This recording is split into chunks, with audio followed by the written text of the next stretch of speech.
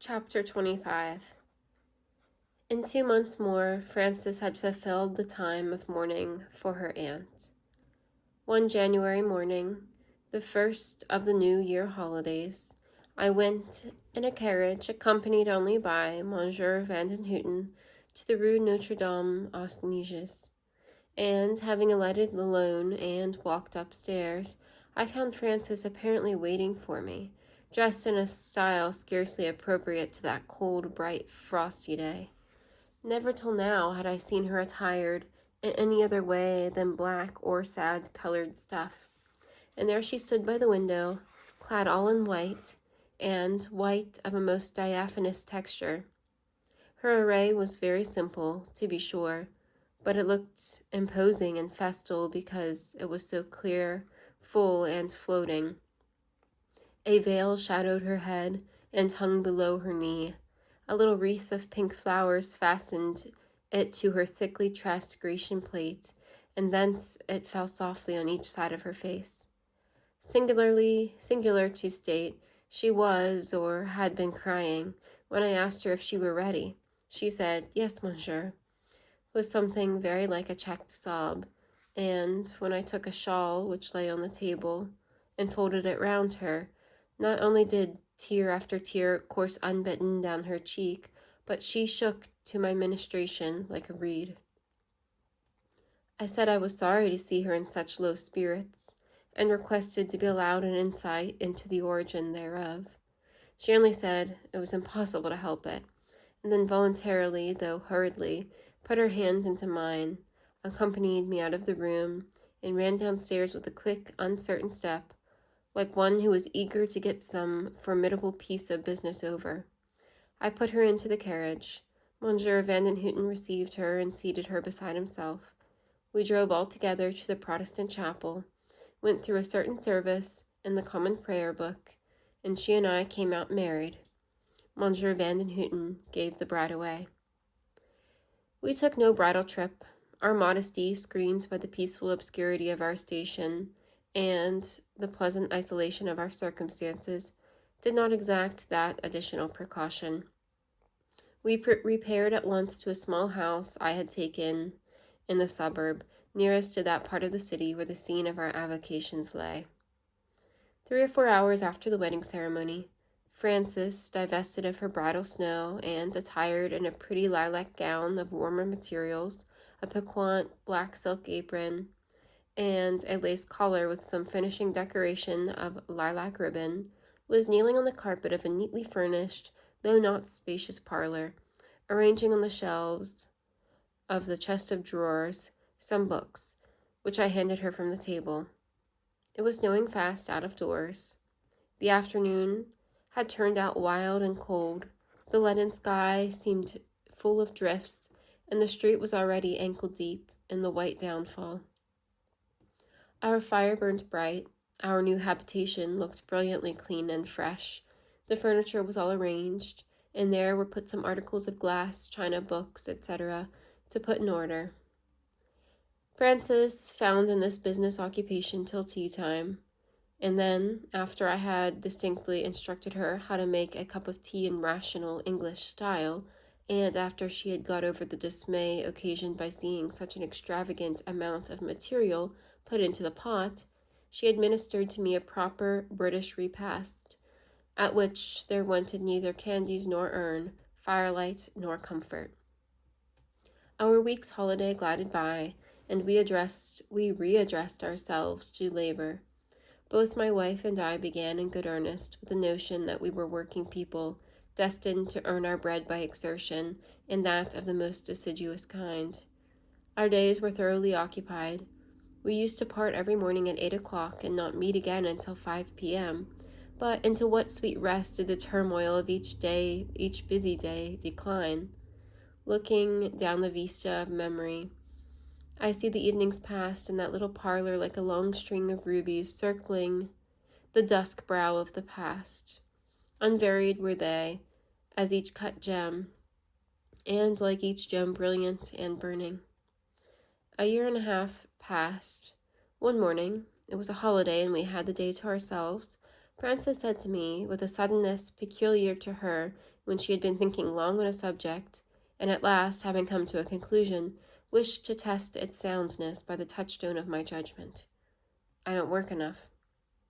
What now? Demanded I, looking up from my coffee, which I had been deliberately stirring while enjoying, and in anticipation, a walk I proposed to take with Francis that fine summer day, it was June, to a certain farmhouse in the country where we were to dine. What now? And I saw at once in the serious ardor of her face a project of vital importance. I am not satisfied, returned she. You are now earning 8,000 francs a year. It was true, my efforts, punctuality, the fame of my pupils' progress, the publicity of my station had so far helped me on, while I am still at my miserable 1,200 francs. I can do better, and I will.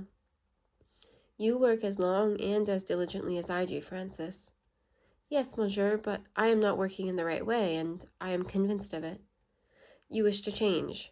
You have a plan for progress in your mind. Go and put on your bonnet, and while we take our walk, you shall tell me of it. Yes, monsieur. She went, as docile as a well-trained child. She was a curious mixture of tractability and firmness. I sat thinking about her and wondering what her plan could be when she re-entered. Monsieur, I have given Minnie, our servant, leave to go out too, as it is so very fine. So will you be kind enough to lock the door and take the key with you? Kiss me, Mrs. Crimsworth, was my not very apposite reply, but she looked so engaging in her light summer dress and little cottage bonnet, and her manner of speaking to me was then, as always, so unaffectedly and suavely respectful, that my heart expanded at the sight of her, and a kiss seemed necessary to content its importunity. There, monsieur. Why do you always call me monsieur? Say William. I cannot pronounce your W. Besides, monsieur belongs to you. I like it best. Minnie having departed in clean cap and smart shawl, we two set out, leaving the house solitary and silent at least but for the ticking of the clock. We were soon clear of Brussels. The fields received us, and then the lanes, remote from carriage resounding roadways. Ere long, we came upon a nook, so rural, green, and secluded, it might have been a spot in some pastoral English province. A bank of short and mossy grass under a hawthorn offered a seat too tempting to be declined. We took it, and when we had admired and examined some English-looking wild flowers growing at our feet, I recalled Francis's attention and my own to the topic touched on at breakfast. What was her plan? A natural one. The next step to be mounted by us, or at least by her, if she wanted to rise in her profession. She proposed to begin a school. We already had the means for commencing on a careful scale, having lived greatly within our income. We possessed, too, by this time, an extensive and eligible connection, in the sense advantageous to our business, for though our circle of visiting acquaintance continued as limited as ever, we were now widely known in schools and families as teachers. When Frances had developed her plan, she intimated it, in some closing sentences, her hopes for the future. If we only had good health and tolerable success, we might, she was sure, in time realize an independency, and that perhaps before we were too old to enjoy it, then both she and I would rest, and what was to hinder us from going to live in England? England was still her promised land. I put no obstacle in her way. I raised no objection. I knew she was not one who could live quiescent and inactive, or even comparatively inactive. Duties she must have to fulfill, and important duties. Work to do, and exciting, absorbing, profitable work. Strong faculties stirred in her frame, and they demanded full nourishment, free exercise. Mine was not the hand ever to starve or cramp them. No, I delighted in offering them sustenance, and in clearing them wider space for action. You have conceived a plan, Frances, said I, and a good plan. Execute it. You have my free consent, and wherever and whenever my assistance is wanted, ask, and you shall have. Frances's eyes thanked me almost with tears. Just a sparkle or two, soon brushed away. She possessed herself of my hand, too, and held it for some time, very close, clasped in both of her own. but she said no more than, "Thank you, Monsieur." We passed a divine day and came home late, lighted by a full summer moon.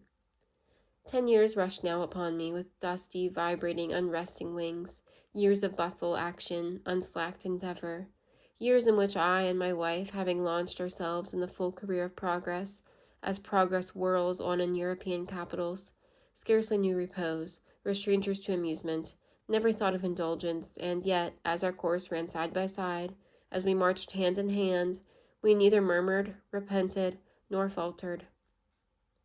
Hope indeed cheered us. Health kept us by. Harmony of thought and deed smoothed many difficulties, and finally success bestowed every now and then encouraging reward on diligence. Our school became one of the most popular in Brussels, and as by degrees we raised our terms and elevated our system of education, our choice of pupils grew more select, and at length included the children of the best families in Belgium. We had, too, an excellent connection in England, first opened by the unsolicited recommendation of Mr. Hunsden, who, having been over and having abused me for my prosperity in set terms, went back and soon after sent a leash of young shire heiresses, his cousins, as he said, to be polished off by Mrs. Crimsworth.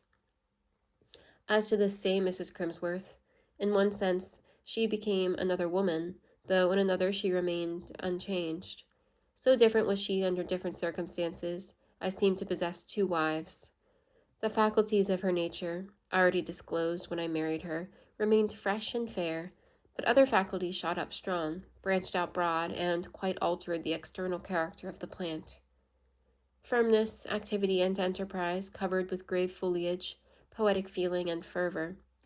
But these flowers were still there, preserved, pure, and dewy under the umbrage of later growth and hardier nature.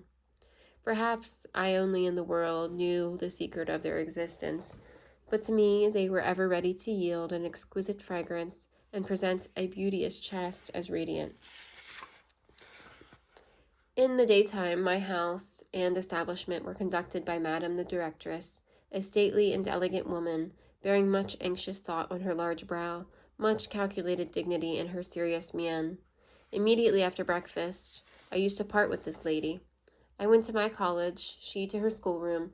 Returning for an hour in the course of the day, I found her always in class, intently occupied, silence, industry, observance attending on her presence. When not actually teaching, she was overlooking and guiding by eye and gesture. She then appeared vigilant and solicitous. When communicating instruction, her aspect was more animated. She seemed to feel a certain enjoyment in the occupation. The language in which she addressed her pupils, though simple and unpretending, was never trite or dry. She did not speak from routine formulas. She made her own phrases as she went on, and very nervous and impressive phrases they frequently were. Often, when elucidating favorite points of history or geography, she would wax genuinely eloquent in her earnestness.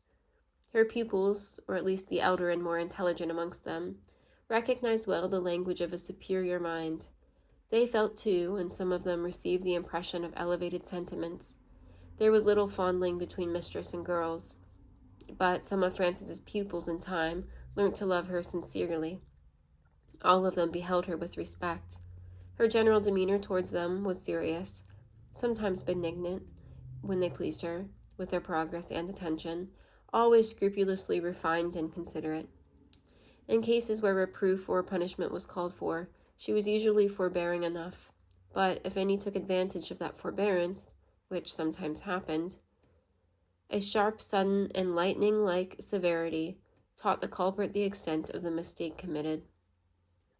Sometimes a gleam of tenderness softened her eyes and manner, but this was rare. Only when a pupil was sick, or when it pined after home, or in the case of some like motherless child, or of one much poorer than its companions, whose scanty wardrobe and mean appointments brought on it the contempt of the jeweled young countesses and silk-clad misses. Over such feeble fledglings the directress spread a wing of kindliest protection. It was to their bedside she came at night to tuck them in warmly. It was after them she looked in winter to see that they always had a comfortable seat by the stove.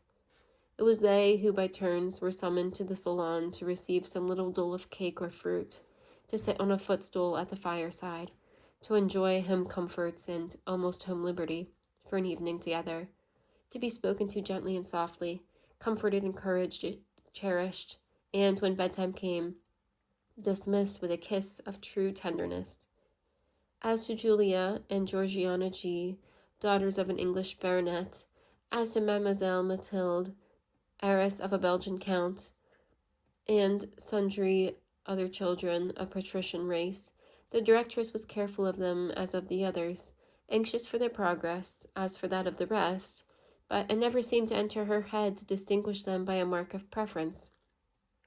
One girl of noble blood she loved dearly, a young Irish baroness, Lady Catherine, but it was for her enthusiastic heart and clever head, for her generosity and her genius. The title and rank went for nothing. My afternoons were spent also in college, with the exception of an hour that my wife daily exacted of me for her establishment, and with which she would not dispense. She said that I must spend that time amongst her pupils, to learn their characters, to be aware with everything that was passing in the house, to become interested in what interested her, to be able to give her my opinion on naughty points when she required it. And this she did constantly, never allowing my interest in the pupils to fall asleep, and never making any change of importance without my cognizance and consent. She delighted to sit by me when I gave my lessons in literature, her hands folded on her knee, the most fixedly attentive of any present. She rarely addressed me in class. When she did, it was with an air of marked deference. It was her pleasure, her joy, to make me still the master in all things. At 6:00 p.m., my daily labors ceased. I then came home, for my home was my heaven, ever at that hour. As I entered our private sitting room, the lady directress vanished from before my eyes, and Frances Henry, my own little lace mender, was magically restored to my arms. Much disappointed she would have been if her master had not been as constant to the tryst as herself, and if his truthful kiss had not been prompt to answer her soft, "Good evening, monsieur." Talk French to me, she would, and many a punishment she has had for her wilfulness. I fear the choice of chastisement must have been injudicious, for instead of correcting the fault, it seemed to encourage its renewal. Our evenings were our own. That recreation was necessary to refresh our strength for the due discharge of our duties. Sometimes we spent them all in conversation, and my young Genovese, now that she was thoroughly accustomed to her English professor, now that she loved him too absolutely to fear him much, reposed in him a confidence so unlimited that topics of conversation could no more be wanting with him than subjects for communion with her own heart. In those moments, happy as a bird with its mate, she would show me what she had of vivacity, of mirth, of originality in her well-dowered nature. She would show, too, some stores of raillery, of malice, and would vex, tease, pique me sometimes about what she called my English eccentricities and my island whims, with a wild and witty wickedness that made a perfect white demon of her while it lasted. This was rare, however, and the elfish freak was always short. Sometimes, when driven a little hard in the war of words, for her tongue did ample justice to the pith, the point, the delicacy of her native French, in which language she always attacked me, I used to turn upon her with my old decision, and arrest bodily the sprite that teased me. Vain idea!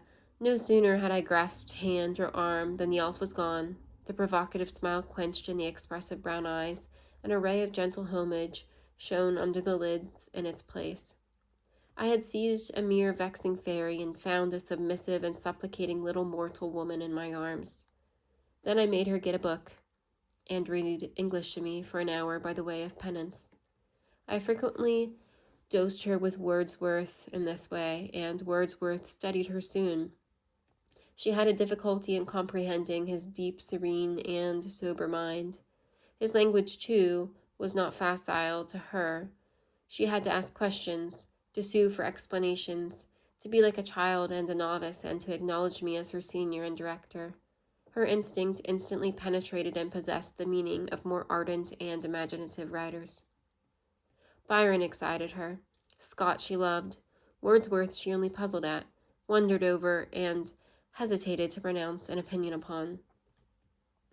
But whether she read to me or talked with me, whether she teased me in French or entreated me in English, whether she jested with wit or inquired with deference, narrated with interest or listened with attention, whether she smiled at me or on me, always at 9 o'clock I was left abandoned. She would extricate herself from my arms, quit my side, take her lamp, and be gone. Her mission was upstairs. I have followed her sometimes and watched her. First, she opened the door of the pupil's chamber.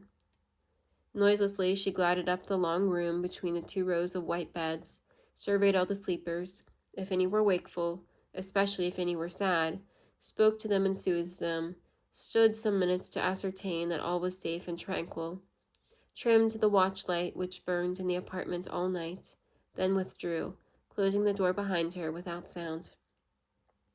Thence she glided to our own chamber. It had a little cabinet within. This she sought. There, too, appeared a bed, but one, and that a very small one. Her face, the night I followed and observed her, changed as she approached this tiny couch. From grave warm to earnest, she shaded with one hand the lamp she held in the other. She bent above the pillow and hung over a child asleep. Its slumber, that evening at least, and usually, I believe, was sound and calm. No tear wet its dark eyelashes, no fever heated its round cheek, no ill dream discomposed its budding features. Frances gazed. She did not smile, and yet the deepest delight flushed her face. Feeling pleasurable, powerful, worked in her whole frame, which still was motionless. I saw, indeed, her heart heave. Her lips were a little apart. Her breathing grew somewhat hurried. The child smiled. Then at last the mother smiled too, and said in a low soliloquy, "God bless my little son." She stooped closer over him, breathed the softest of kisses on his brow, covered his minute hand with hers, and at last started up and came away. I regained the parlor before her. Entering it 2 minutes later, she said quietly as she put down her extinguished lamp, "Victor rests well. He smiled in his sleep. He has your smile, monsieur." The said Victor was of course her own boy, born in the 3rd year of our marriage. His Christian name had been given him in honor of Monsieur Vandenhuten, who continued always our trusty and well-beloved friend. Frances was then a good and dear wife to me, because I was to her a good, just, and faithful husband. What she would have been had she married a harsh, envious, careless man, a profligate, a prodigal, a drunkard, or a tyrant, is another question, and one which I once propounded to her. Her answer, given after some reflection, was, "I should have tried to endure the evil or cure it for a while, and when I found it intolerable and incurable, I should have left my torturer suddenly and silently." "And if law or might had forced you back again?" "What, to a drunkard, a profligate, or a selfish spendthrift, an unjust fool?" "Yes." "I would have gone back, again assured myself whether or not his vice and my misery were capable of remedy, and if not, have left him again." "And if again forced to return and compelled to abide?" "I don't know," she said hastily. "Why do you ask me, monsieur?" I would have an answer, because I saw a strange kind of spirit in her eye, whose voice I determined to waken. "Monsieur, if a wife's nature loathes that of the man she is wedded to, marriage must be slavery. Against slavery all right thinkers revolt, and though torture be the price of resistance, torture must be dared. Though the only road to freedom lie through the gates of death, those gates must be passed, for freedom is indispensable. Then, monsieur, I would resist as far as my strength permitted.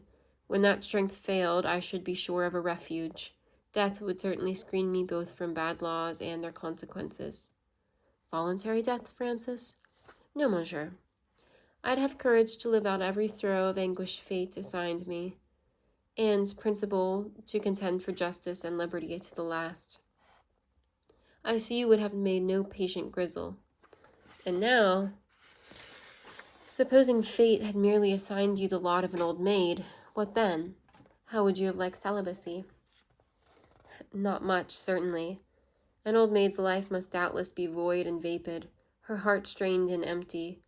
Had I been an old maid, I should have spent existence in efforts to fill the void and ease the aching. I should have probably failed and died weary and disappointed, despised and of no account like other single women. But I'm not an old maid, she added quickly. I should have been, though, but for my master. I should never have suited any man but Professor Crimsworth. No other gentleman, French, English, or Belgian, would have thought me amiable or handsome, and I doubt whether I should have cared for the approbation of many others if I could have obtained it.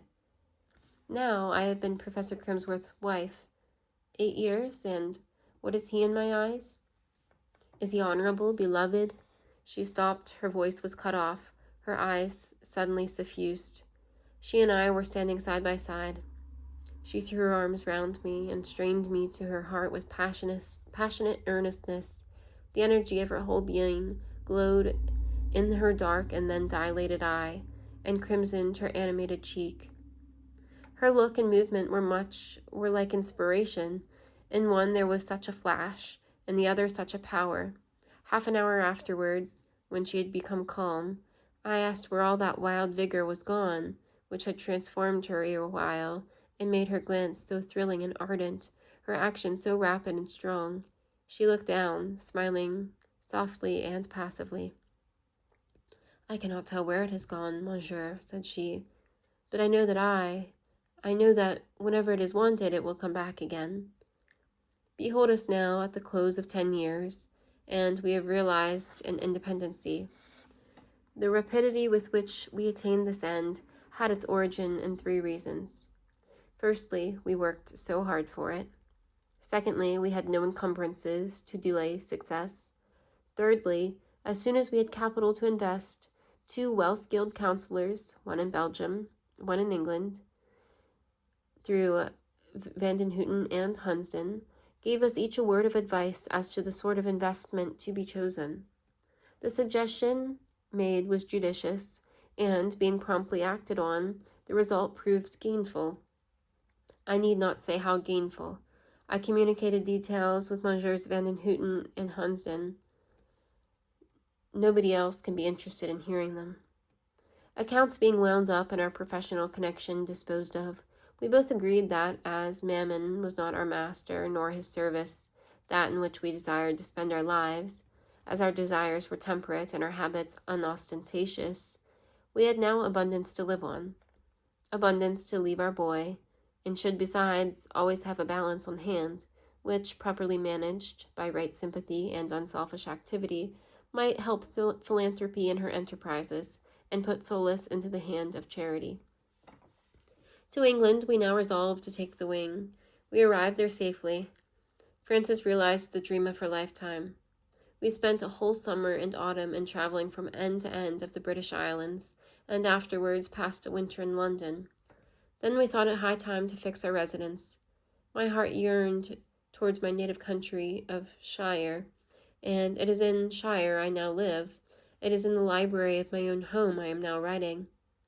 That home lies amid a sequestered and rather hilly region, 30 miles removed from Aix, a region whose verdure the smoke of mills has not yet sullied, whose waters still run pure, whose swells of moorland preserve in some ferny glens that lie between them the very primal wildness of nature, her moss, her bracken, her bluebells, her scents of reed and heather, her free and fresh breezes.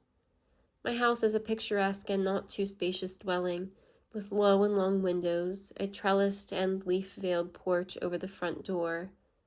Just now, on this summer evening, looking like an arch of roses and ivy. The garden is chiefly laid out in lawn, formed of the sod of the hills, with herbage short and soft as moss, full of its own peculiar flowers, tiny and star-like, embedded in the minute embroidery of their fine foliage. At the bottom of the sloping garden there is a wicket, which opens upon a lane as green as the lawn, very long, shady, and little frequented.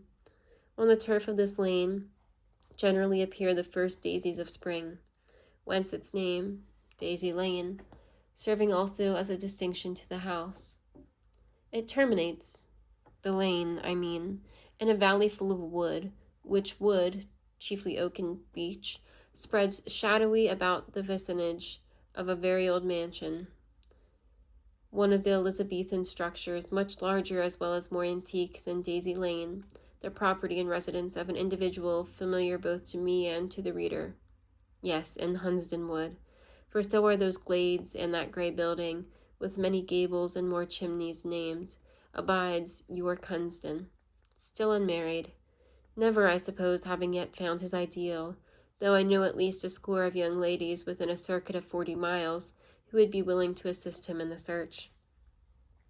The estate fell to him by the death of his father, 5 years since. He has given up trade after having made by it sufficient to pay off some encumbrances by which the family heritage was burdened. I say he abides here, but I do not think he is resident about 5 months out of the 12. He wanders from land to land and spends some part of each winter in town. He frequently brings visitors with him when he comes to Shire, and these visitors are often foreigners. Sometimes he has a German metaphysician, sometimes a French scholar, and he had once a dissatisfied and savage-looking Italian, who neither sang nor played, and of whom Francis affirmed that he had the looks of a conspirator. What English guests Hunsden invites are all either men of Birmingham or Manchester, hard men seemingly knit up in one thought, whose talk is of free trade. The foreign visitors, too, are politicians. They take a wider theme: European progress, the spread of liberal sentiments over the continent. On their mental tablets, the names of Russia, Austria, and the Pope are inscribed in red ink. I have heard some of them talk vigorous sense. I have been present at a polyglot discussions in the old, oak-lined dining room at Hunsden Wood, where a singular insight was given of the sentiments entertained by resolute minds respecting old northern despotisms and old southern superstitions.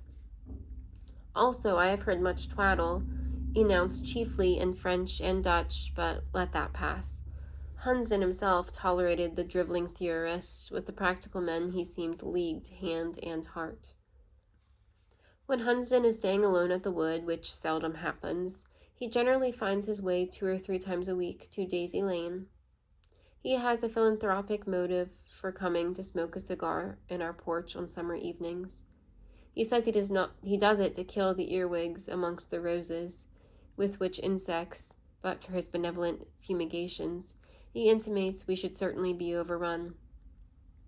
On wet days, too, we are almost sure to see him. According to him, it gets on time to work me into lunacy by treading on my mental corns, or to force from Mrs. Crimsworth revelations of the dragon within her by insulting the memory of Hofer and Hell. We also go frequently to Hunsden Wood, and both I and Francis relish a visit there highly. If there are other guests, their characters are an interesting study. Their conversation is exciting and strange. The absence of all local narrowness, both in the host and his chosen society, gives a metropolitan, almost a cosmopolitan, freedom and largeness to the talk. Hunsden himself is a polite man in his own house. He has, when he chooses to employ it, an inexhaustible power of entertaining guests. His very mansion, too, is interesting. The rooms look storied, the passages legendary. The low-ceiled chambers, with their long rows of diamond-paned lattices, have an old-world, haunted air. In his travels he has collected stores of articles of virtue, which are well and tastefully disposed in his panelled and tapestried rooms. I have seen there 1 or 2 pictures and 1 or 2 pieces of statuary, which many an aristocratic connoisseur might have envied. When I and Francis have dined and spent an evening with Hunsden, he often walks home with us. His wood is large, and some of the timber is old and of huge growth.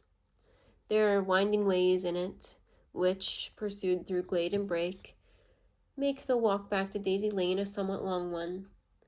Many a time when we have had the benefit of a full moon, and when the night has been mild and balmy, when, moreover, a certain nightingale has been singing, and a certain stream, hid in alders, has lent the song a soft accompaniment, the remote church bell of the one hamlet in a district of 10 miles has tolled midnight ere the lord of the wood left us at our porch.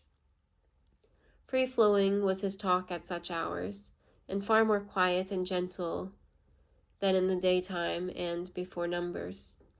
He would then forget politics and discussion, and would dwell on the pastimes of his house, on his family history, on himself and his own feelings.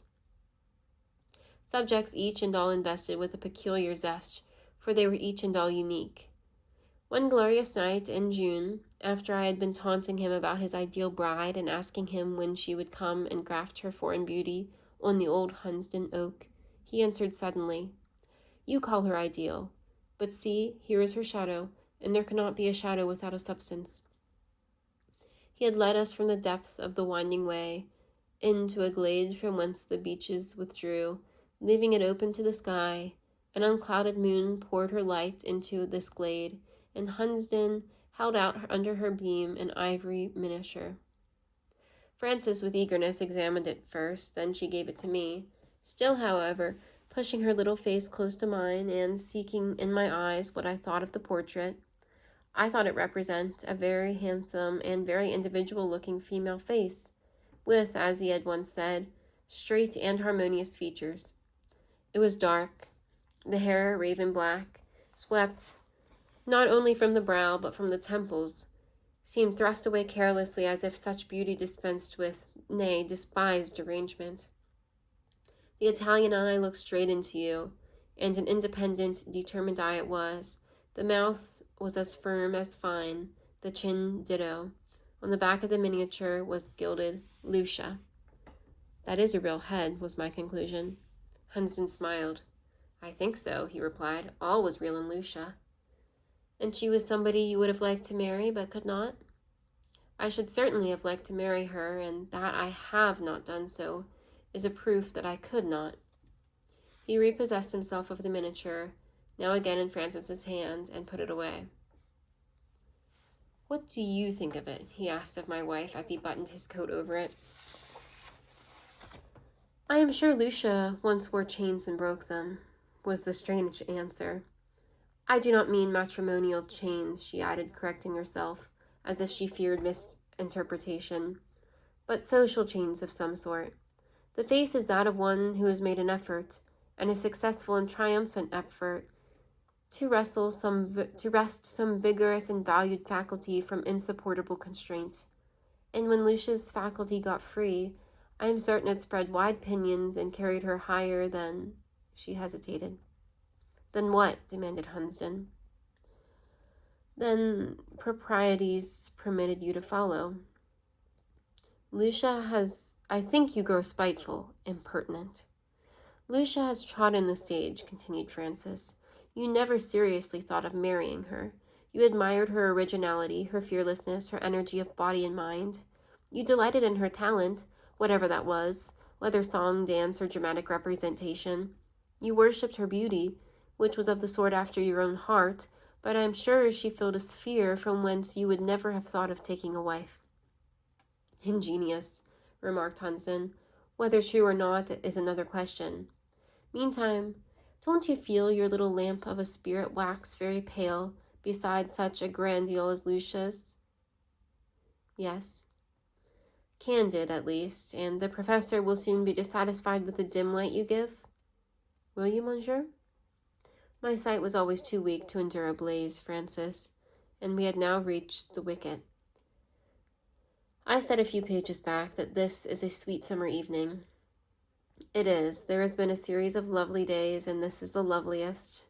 The hay is just carried from the fields. Its perfume still lingers in the air. Frances proposed to me, an hour or two since, to take tea out on the lawn. I see the round table loaded with china, placed under a certain beech. Hunsden is expected. Nay, I hear he is come. There is his voice, laying down the law in some point with authority. That of Frances replies. She opposes him, of course. They are disputing about Victor, of whom Hunsden affirms that his mother is making a milksop. Mrs. Crimsworth retaliates. Better 1,000 times he should be a milksop than what he, Hunsden, calls a fine lad. And moreover, she says that if Hunsden were to become a fixture in the neighborhood, and were not a mere comet coming and going, no one knows how, when, where, or why, she should be quite uneasy till she had got Victor away to a school at least 100 miles off, for that with his mutinous maxims and unpractical dogmas, he would ruin a score of children. I have a word to say of Victor ere I shut this manuscript in my desk, but it must be a brief one, for I hear the tinkle of silver on porcelain. Victor is as little of a pretty child as I am of a handsome man, or his mother of a fine woman. He is pale and spare, with large eyes as dark as those of Frances, and as deeply set as mine. His shape is symmetrical enough, but slight. His health is good. I never saw a child smile less than he does, nor one who knits such a formidable brow when sitting over a book that interests him, or while listening to tales of adventure, peril, or wonder, narrated by his mother, Hunsden, or myself. But though still, he is not unhappy. Though serious, not morose, he has a susceptibility to pleasurable sensations almost too keen, for it amounts to enthusiasm. He learned to read in the old-fashioned way out of a spelling book at his mother's knee, and as he got on without driving on that method, she thought it unnecessary to buy him ivory letters or to try any of the other inducements to learning now deemed indispensable. When he could read, he became a glutton of books, and is so still. His toys have been few, and he has never wanted more. For those he possesses, he seems to have contracted a partiality amounting to affection. This feeling, directed towards one or two living animals of the house, strengthens almost to a passion. Mr. Hunsden gave him a mastiff cub, which he called York after the donor. It grew to a superb dog, whose fierceness, however, was much modified by the companionship and caresses of its young master. He would go nowhere, do nothing without York. York lay at his feet while he learned his lessons, played with him in the garden, walked with him in the lane and wood, sat near his chair at meals, was fed always by his own hand, was the first thing he sought in the morning, the last he left at night. York accompanied Mr. Hunsden one day to X, and was bitten in the street by a dog in a rabid state. As soon as Hunsden had brought him home, and had informed me of the circumstance, I went into the yard and shot him where he lay licking his wound. He was dead in an instant. He had not seen me level the gun. I stood behind him. I had scarcely been 10 minutes in the house when my ear was struck with the sounds of anguish. I repaired to the yard once more, for they proceeded thence. Victor was kneeling beside his dead mastiff, bent over it, embracing its bull-like neck, and lost in a passion of the wildest woe, he saw me. "Oh, Papa, I'll never forgive you. I'll never forgive you," was his exclamation. "You shot York. I saw it from the window. I never believed you to be so cruel. I can love you no more." I had much ado to explain to him, with a steady voice, the stern necessity of the deed. He still, with that inconsolable and bitter accent which I cannot render, but which pierced my heart, repeated, "He might have been cured. You should have tried. You should have burnt the wound with a hot iron, or covered it with caustic. You gave no time, and now it is too late. He is dead." He sank fairly down on the senseless carcass. I waited patiently for a long while, till his grief had somewhat exhausted him, and then I lifted him in my arms, and carried him to his mother, sure that she would comfort him best. She had witnessed the whole scene from a window. She would not come out for fear of increasing my difficulties by her emotion, but she was ready now to receive him. She took him to her kind heart, and, on her gentle lap, consoled him but with her lips, her eyes, her soft embrace, for some time, and then, when his sobs diminished, told him that York had felt no pain in dying, and that if he had been left to expire naturally, his end would have been most horrible. Above all, she told him that I was not cruel, for that idea seemed to give exquisite pain to poor Victor, that it was my affection for York and him which had made me act so, and that I was now almost heartbroken to see him weep thus bitterly. Victor would have been no true son of his father had these considerations, these reasons, breathed in so low, so sweet a tone, married to caresses so benign, so tender, to look so inspired with pitying sympathy, produced no effect on him. They did produce an effect. He grew calmer, rested his face on her shoulder, and lay still in her arms. Looking up shortly, he asked his mother to tell him over again what she had said about York having suffered no pain, and my not being cruel. The balmy words being repeated, he again pillowed his cheek on her breast, and was again tranquil. Some hours after, he came to me in my library, asked if I forgave him, and desired to be reconciled.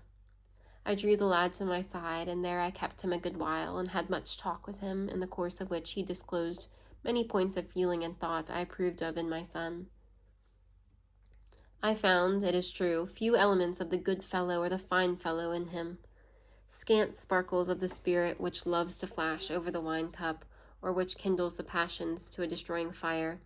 But I saw in the soil of his own heart healthy and swelling germs of compassion, affection, fidelity.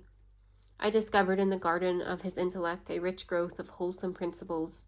Reason, justice, moral courage, promised, if not blighted, a fertile bearing. So I bestowed on his large forehead and on his cheek, still pale with tears, a proud and contented kiss, and sent him away comforted. Yet I saw him the next day, laid on the mound under which York had been buried, his face covered with his hands. He was melancholy for some weeks, and more than a year elapsed before he would listen to any proposal of having another dog. Victor learns fast. He must soon go to Eton, where, I suspect, his first year or two will be utter wretchedness. To leave me, his mother, and his home will give his heart an agonized wrench. Then the fagging will not suit him, but emulation, thirst after knowledge, the glory of success will stir and reward him in time. Meanwhile, I feel in myself a strong repugnance to fix the hour which will uproot my sole olive branch and transplant it far from me. And when I speak to Frances on the subject, I am heard with a kind of patient pain, as though I alluded to some fearful operation at which her nature shudders, but from which her fortitude will not permit her to recoil. The step must, however, be taken, and it shall be, for though Frances will not make a milksop of her son, she will accustom him to a style of treatment, a forbearance, a congenial tenderness, he will meet with from no one else. She sees, as I also see, a something in Victor's temper, a kind of electrical ardor and power, which emits now and then ominous sparks. Hunsden calls it his spirit, and says it should not be curbed. I call it the leaven of the offending Adam, and consider that it should be, if not whipped out of him, at least soundly disciplined, and that he will be cheap of any amount of either bodily or mental suffering, which will ground him radically in the art of self-control. Frances gives this something in her son's marked character no name, but when it appears in the grinding of his teeth, in the glittering of his eye, in the fierce revolt of feeling against disappointment, mischance, sudden sorrow, or supposed injustice, she folds him to her breast or takes him to walk with her alone in the wood. Then she reasons with him like any philosopher, and to reason Victor is ever accessible. Then she looks at him with eyes of love, and by love Victor can be infallibly subjugated. But will reason or love be the weapons with which in future the world will meet his violence? Oh no. For that flash in his black eye, for that cloud on his bony brow, for that compression of his statuesque lips, the lad will some day get blows instead of blandishments, kicks instead of kisses. Then, for the fit of mute fury which will sicken his body and madden his soul, then for the ordeal of merited and salutary suffering, out of which he will come, I trust, a wiser and a better man. I see him now. He stands by Hunsden, who is seated on the lawn under the beech. Hunsden's hand rests on the boy collar, and he is instilling God knows what principles into his ear. Victor looks well just now, for he listens with a sort of smiling interest. He never looks so like his mother as when he smiles. Pity the sunshine breaks out so rarely. Victor has a preference for Hunsden. Full, as strong as I deem desirable, being considerably more potent, decided, and indiscriminating than any I ever entertained for that personage myself. Frances, too, regards it with a sort of unexpressed anxiety, while her son leans on Hunsden's knee or rests against his shoulder. She roves with restless movement round, like a dove guarding its young from a hovering hawk. She says she wishes Hunsden had children of his own, for then he would better know the danger of inciting their pride and indulging their foibles. Frances approaches my library window, puts aside the honeysuckle which half covers it, and tells me my tea is ready. Seeing that I continue busy, she enters the room, comes near me quietly, puts her hand on my shoulder. Monsieur, it's better than ever. I shall soon have done. She draws a chair near and sits down to wait till I have finished. Her presence is as pleasant to my mind as the perfume of the fresh hay and spicy flowers, as the glow of the westering sun, as the repose of the midsummer eve are to my senses. But Hunsden comes. I hear his step, and there he is, bending through the lattice, from which he has thrust away the woodbine with unsparing hand, disturbing 2 bees and a butterfly. Crimsworth, I say Crimsworth, take that pen out of his hand, mistress, and make him lift his head up. Well, Hunsden, I hear you. I was at X yesterday. Your brother Ned is getting richer than Croesus by railway speculations. They call him in the Peace Hall a stag of 10, and I have heard from Brown, Monsieur and Madame van der Houten, and Jean-Baptiste talk of coming to see you next month. He mentions the Palais, too. He says their domestic harmony is not the finest in the world, but in business they are doing better than ever, which circumstance, he concludes, would be a sufficient consolation to both for any little crosses in the affections. Why don't you invite the Palais to Shire, Crimsworth? I should so like to see your first flames arrayed. Mistress, don't be jealous, but he loved that lady to distraction. I know it for a fact. Brown says she weighs 12 stones now. You see what you've lost, Mr. Professor. Now, monsieur and madam, if you don't come to tea, Victor and I will begin without you.